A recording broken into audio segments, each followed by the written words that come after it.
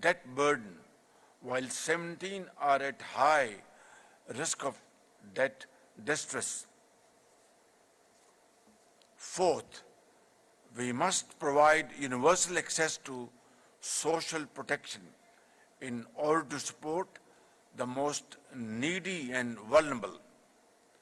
Fifth, we also need to reform the unequal international financial architecture, make it people-centric and designed to address special needs and weaknesses of the LDCs. Lastly, an international technology compact aligned with the SDGs should be adopted. It should offer easy access to the developing countries to relevant advanced technologies, develop their productive capacities, and bridge the digital divide. This would enable the least developed and other developing countries to participate on an equal footing in the emerging knowledge-based global economy. Mr. President, I am pleased to note that the Doha Program of Action sets an ambitious target to enable 15 additional LDCs to meet the criteria for graduation by 2031.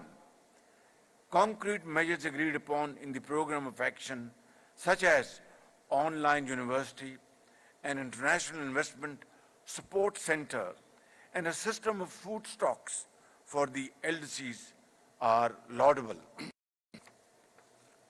Putting the welfare of the millions of people belonging to the LDCs at the center of affirmative policy action remains our most cherished goal. Let me assure you that Pakistan will actively support the implementation of the Doha Program of Action, including within the framework of South-South cooperation.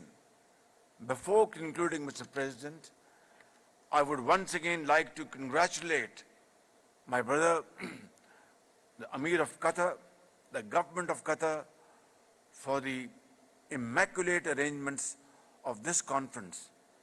Qatar has further bolstered its standing in the Community of Nations as a champion of sustainable development of the global South.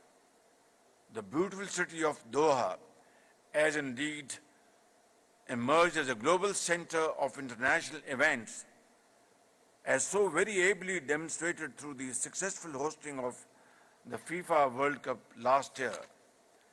I thank you all and thank you very much for providing this opportunity. وزیراعظم محمد شہباز شریف conference سے خطاب کر رہے تھے. اقوام متحدہ کے